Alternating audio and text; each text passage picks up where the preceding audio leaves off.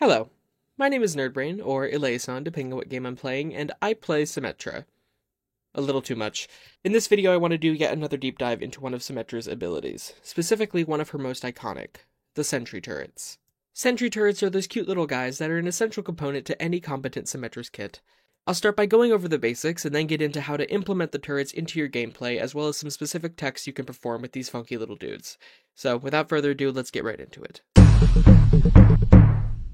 The Sentry Turrets are Symmetra's first basic ability, bound to left shift by default on PC. The ability carries up to 3 charges, each with a 10-second cooldown.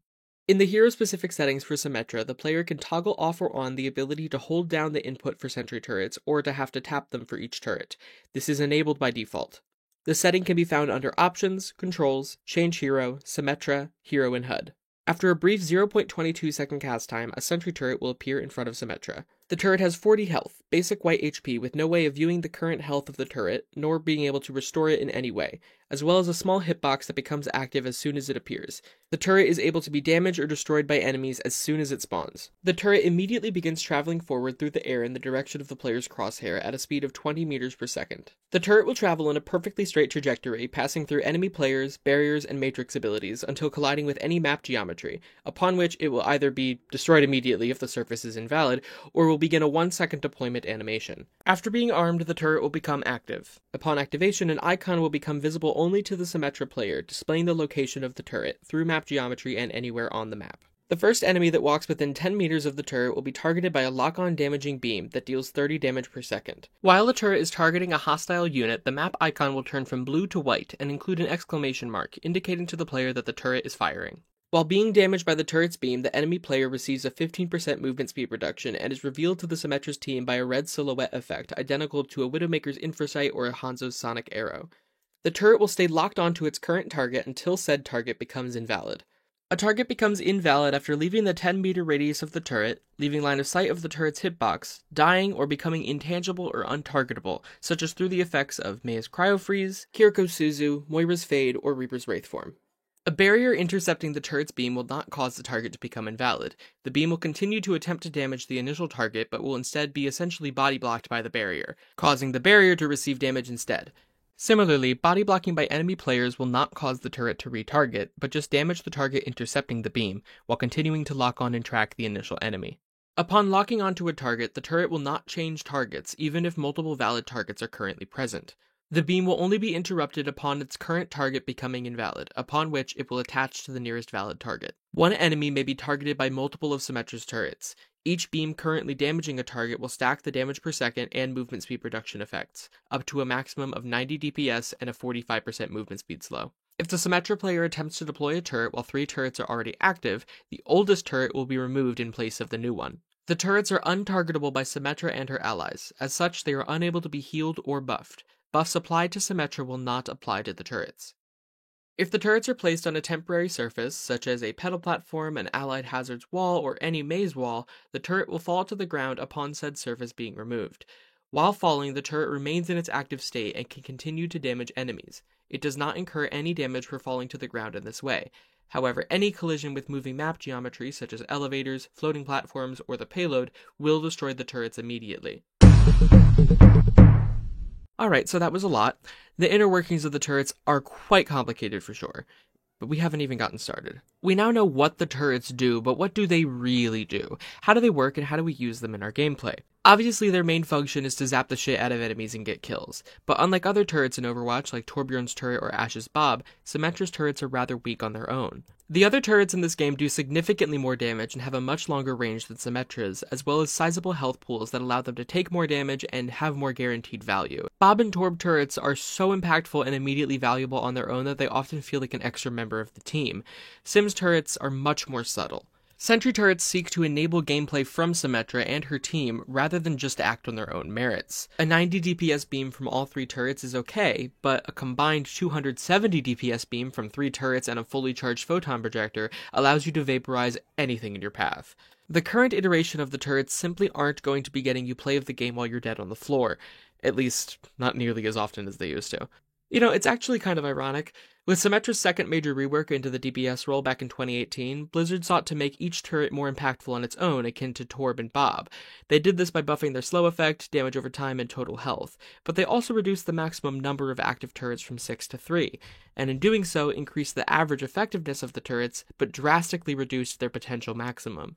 So when using the turrets, the goal is not to set up scenarios in which the turrets will do all the work for you, but rather set them up in an area in which you will be participating in fights and use their effects to enable the rest of your kit. Part of the value of the turrets comes from how they distract enemies. Even if your turrets don't secure an elimination, forcing the enemy to spend a couple moments clearing them out is valuable time that they could have spent attacking you and your team. Even as weak as the turrets are, the enemy does have to deal with them. They will kill them if they don't address them. Eventually, at least. As such, when placing your turrets, it is best to keep them as far apart as possible while still keeping their radii overlapping, in a sort of Venn diagram of death. As I said before, each turret's beam is very weak on its own, and will be most impactful if all 3 beams overlap on the same enemy. However, the turrets have a very small 40 HP health pool. All 3 turrets clumped together will be easily destroyed by area of effect attacks, whereas keeping them separate will force the targeted enemy to spend a longer amount of time to disable them, ensuring they take more damage, are slowed for longer, and are distracted for longer. A great tool to help you with your turret placement is this workshop code made by Darwin back in Overwatch 1. This custom game mode will display a visual indicator on each of your turrets that shows their range. Try messing around with this tool on each defensive choke point and see how far apart you can keep your turrets while still having them overlap. This tool can also help you get a feel of their range for when you place them mid-combat and not at a predetermined spot on a choke point. Even spontaneously placed turrets will benefit from this principle. Far apart hitboxes, overlapping radii. Beyond just this basic principle, when placing turrets it is best to keep them in locations that offer a degree of protection. Like mentioned before, turrets have very little health and can be destroyed very easily. As such, it is good to keep turrets out of line of sight of enemies until they are in their range. Doing this forces enemies to incur at least a small bit of damage from the turrets before being able to clear them out. The most common method of doing this is by placing turrets on a wall one side of a doorway, and especially on arches covering a choke point, commonly referred to as a kill gate. Turrets on overhanging arches are even more beneficial as enemies will be wanting to move past the choke point and will likely be using movement abilities or speed amps to get through. As such, they will likely have moved a decent chunk into the turret's range before noticing them, often forcing a complete 180 turn away from your team to clear them out, enhancing the distraction factor significantly. Generally speaking, it's also good to keep turrets placed relatively high up, for a number of reasons. For one, it's important to remember that the area of effect of the turrets is a sphere, and placing them low to the ground means that nearly half of their potential range is effectively removed. Overwatch has many characters with vertical movement abilities. Having coverage of the skies above the line of scrimmage can be very important. Flying characters like Pharah and Echo can be some of the best counters to Symmetra. This can be due to the difficulty of hitting them with orbs due to the lack of potential splash damage, as well as their ability to completely outrange her primary fire. Having a way to consistently influence these counterpicks can be very strong, especially since the slowing effect does impact flight speed, enabling easier mid-air orb hits from Symmetra. Having turrets high up also provides a small bit of extra protection. As I just touched on with Sim attempting to hit flying targets with their secondary fire, high up targets are less susceptible to splash damage. For example, when attempting to right-click a Pharah in the air, the orb will either hit her or miss her entirely. Whereas if she was on the ground and you were above her, you can still directly hit or miss entirely, but a close miss will incur splash damage from the orb exploding. Now, of course, this principle is less effective for the turrets as they are still attached to a wall. Splash damage can still be incurred from hitting the surface they are attached to. It's not like the turrets are just floating mid-air. But it does still use the same concept to potentially dodge some instances of indirect damage. More often though, the real protection from high-up turrets comes from them outranging certain enemies. Particularly characters like Winston, Reinhardt, and Brigitte will be unable to hit the turrets at maximum range with their primary fires, requiring the use of slower secondary fires or abilities that are on cooldowns. Placing turrets in this way will increase the amount of time it takes these characters to remove them, or force them to spend resources on dispatching them. Next, this might seem obvious, but keep in mind that the turrets do not have a range limit for deployment.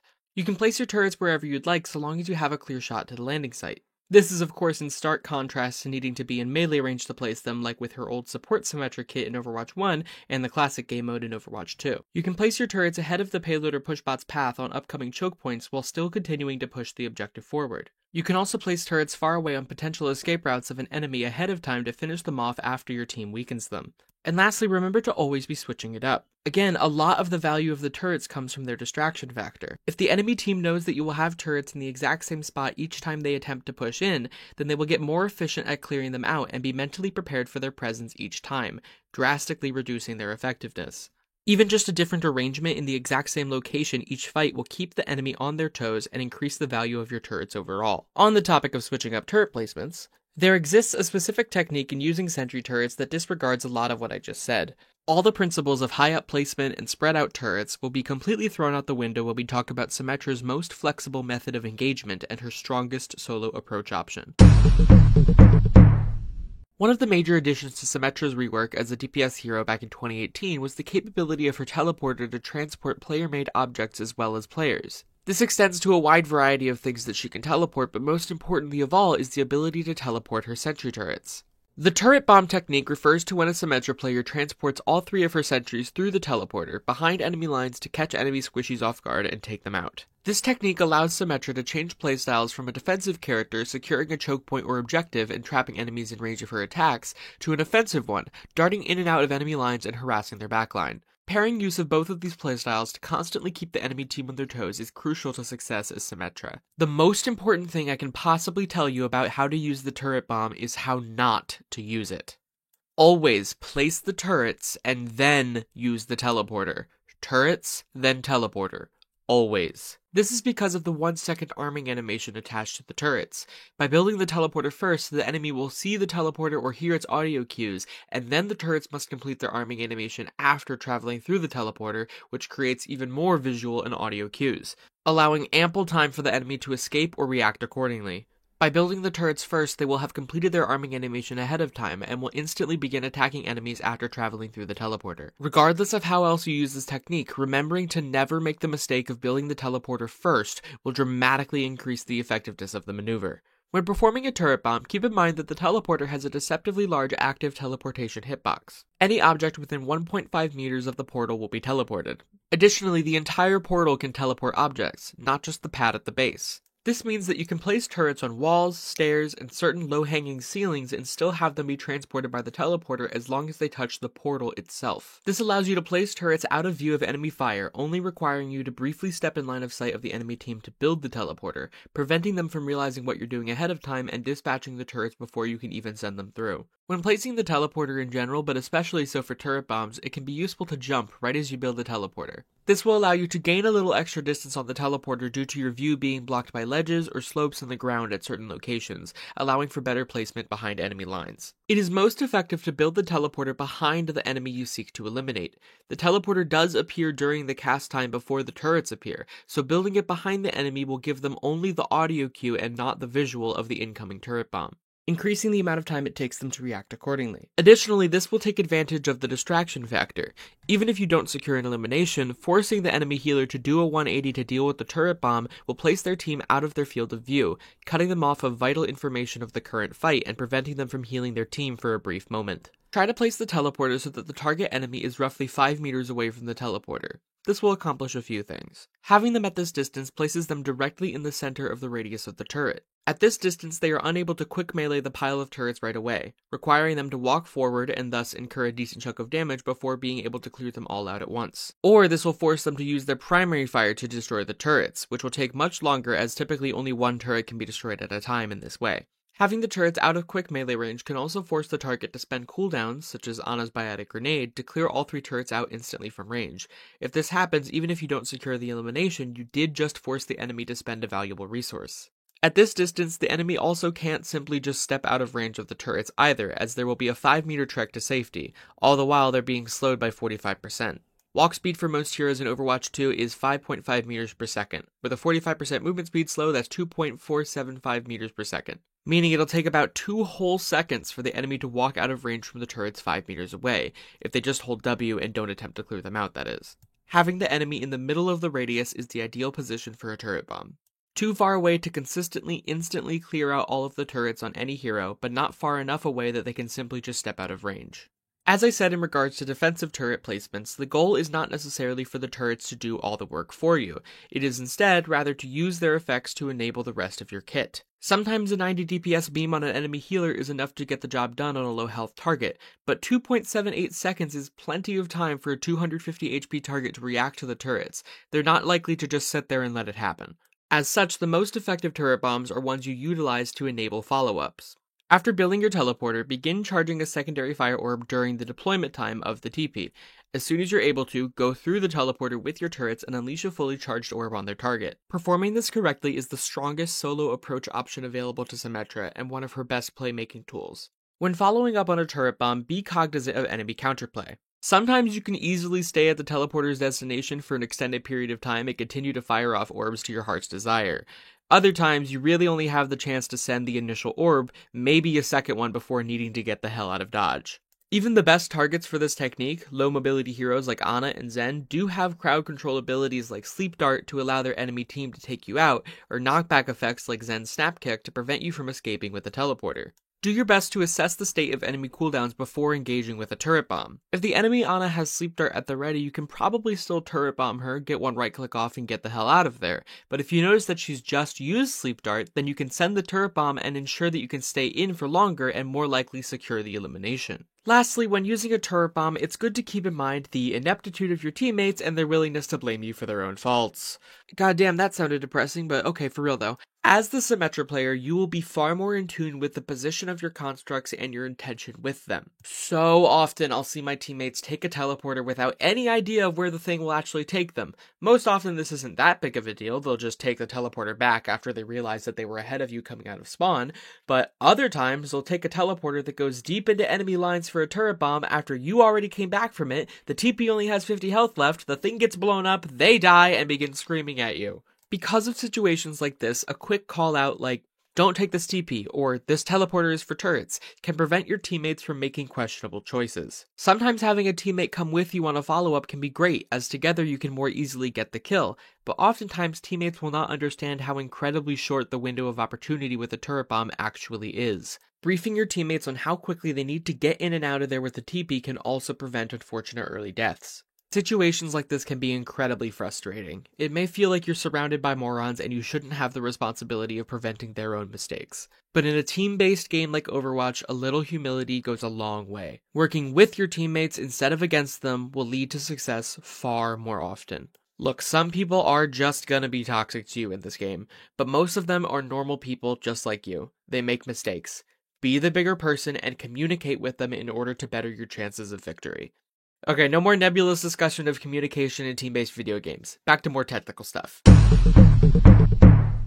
Since the turrets have an active hurtbox as soon as their deployment begins, 0.22 seconds after pressing the input, you can use this hitbox to block crucial enemy attacks and abilities. All projectiles in Overwatch originate from the center of the first-person camera of the player, not the weapon. Using workshop codes to reduce projectile speed to 1%, you can actually see the visual of projectiles start at the weapon, move to the center of your screen, and then begin traveling forward. As such, in order to block a hostile projectile with a turret, you must aim the turret at the center of the first-person view of the enemy, not the weapon. This exact position varies across the cast, but generally aiming at the neck or the center of the hitbox will block most attacks consistently. Any enemy projectile with a non-cleaving or piercing hitbox can technically be blocked by a sentry turret. This includes the primary fires of the vast majority of heroes with a few exceptions. Cleaving and piercing primary fires such as Winston, Reinhardt, and Brig will hit right through the turret. Multi-hit or rapid-fire attacks like Lucio, Sombra, Tracer, etc. will only have the first few bullets blocked by the turret, since it only has 40 HP to block with. As such, blocking primary fire attacks is most effective on high-damage single-hit attacks, such as Cassidy or Widowmaker's shots. Turret blocking is not a traditional form of damage mitigation. Obviously, the intended purpose of the turrets is for their damaging effects, not using their hurt box as a shield. Throwing your turrets into a crowd is not going to have the same effect as a Sigma's shield.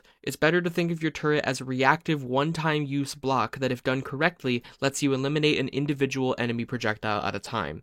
In the aforementioned Cassidy and Widowmaker matchup, this can actually be exceptionally effective. Throwing a turret to block one shot can buy your healers enough time to catch up to you and help you win the exchange. Or, while approaching a perched Widowmaker, if done well, the single turret can function similarly to the old version of Photon Barrier, protecting you as you run along to initiate the exchange. More broadly applicable, though, is the capability to block certain enemy cooldowns and ultimates, and actually doing this is a lot easier than blocking primary fires too. Most of the important abilities you can block with a turret are high-impact tools the enemy will look to use as close to off cooldown as possible for maximum effectiveness. By tracking the cooldown of the ability you intend to block in your head, you can either predict it and send the turret before the enemy even presses the button, or in some cases just be at the ready to block them, especially since most of these abilities have startup time or travel time attached to them. Notable blockable abilities include Junker Queen's Knife, Orissa's Javelin, Roadhog's Hook, Bastion's Grenade, Soldier's Rocket, Sombra's Virus, Ana's Sleep Dart, Briggs Whip Shot, and even a Venom Mine. Kind of. I mean, that one's really not practical in the slightest, I just think it's funny that it works. Both the easiest and most applicable thing you can block would be Sigma's Accretion. Symmetra is already one of the biggest counters to Sigma. His barrier gives you free beam charge, ammo, and shield regen, and his shield health gives you shield regen as well.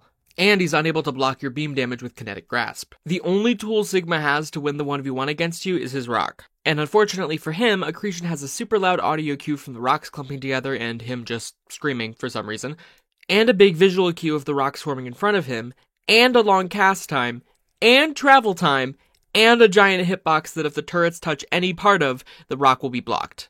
If you save one charge of turrets for blocking the rock while dueling the enemy Sigma, you can basically win the 1v1 every time. The timing is both incredibly easy and lenient. Practice it a little bit and you'll be golden. The other big one would be Cassidy's ultimate. Throwing the turret at him will block his shot from connecting with you, and you will often have a lot of leeway to do this. He'll typically use his ultimate from pretty far away and will remain relatively still for its duration.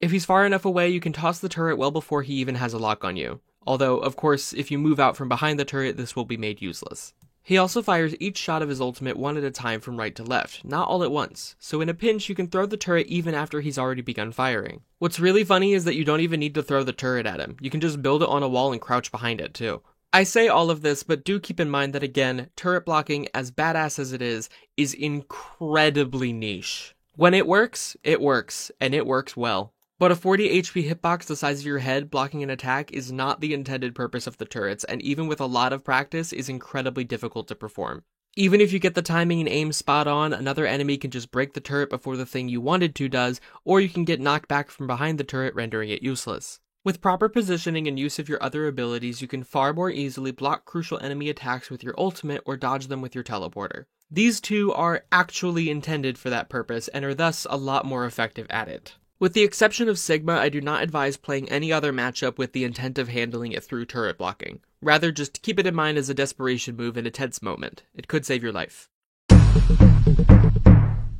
Okay, so I'm basically gonna have to be obligated to say this in every single video I make about Symmetra. Despite a core aspect of her character and personality being about order, elegance, and precision, Symmetra has consistently been the most chaotic and broken character in the entire game for nearly a decade at this point. All three major iterations of the character have been plagued with bugs, exploits, and glitches. Some helpful and busted, and some harmful and infuriating. Turrets notably have had probably the most exploits out of any ability in her kit. There have been a million different ways to make turrets unhittable or immune to all damage, so they can just win the game for you by annihilating enemies while they can't do anything about it. Back in Overwatch 1 days, Not Muda would find a way to make the turrets indestructible every other week. Blizzard would patch it out almost immediately, but then a week later he'd just find another way. Shit was wild. But my job here is not to tell you how to exploit jank. 1, because I'm simply not that knowledgeable about breaking this game, and 2, abusing bugs can and will get you banned. This is a guide at how to play Symmetra well, not how to speedrun a permaban. And surprisingly for once, I have very little to say here. In the past year, I have encountered very little issues with the turrets. I've seen very little issues in-game, and have seen no major videos or reports of turret-related issues. As of December 2024, when I'm writing this script, turrets are probably in the most functional state they have ever been in. So, good job, Liz. That would be if they still didn't get instantly killed by any environmental movement. Yeah, the payload, elevators, moving platforms, just like with a teleporter, they will gobble up your turrets for lunch. Despite Blizzard establishing that a turret-like object like Bob can casually be pushed by the environment, they are absolutely incapable of implementing this for turrets. It's so simple. Just push it. Just make it move. It moves Bob. Bob stands in front of the payload moves, it moves Bob forward just like a player. Just do it for turrets. It's so simple. It just has to fucking move. Just move. So yeah, when placing turrets, be sure to steer clear of the path of the payload or any other environmental object that could crush them. This is mostly an issue when placing all 3 turrets together for a turret bomb. Generally speaking, just stay clear of the payload or barricade's path entirely when performing a turret bomb. Watch, the day after I upload this, there's gonna be another game-breaking bug with these damn things. Well, that's all I've got. This time I managed to yap about literally one ability for over 20 minutes! I hope you found this information useful. Good luck in your games and use it well. And subscribe and all that. Or don't. Whatever, I'm not your mom. Do what you want. Reksha penali serikatna.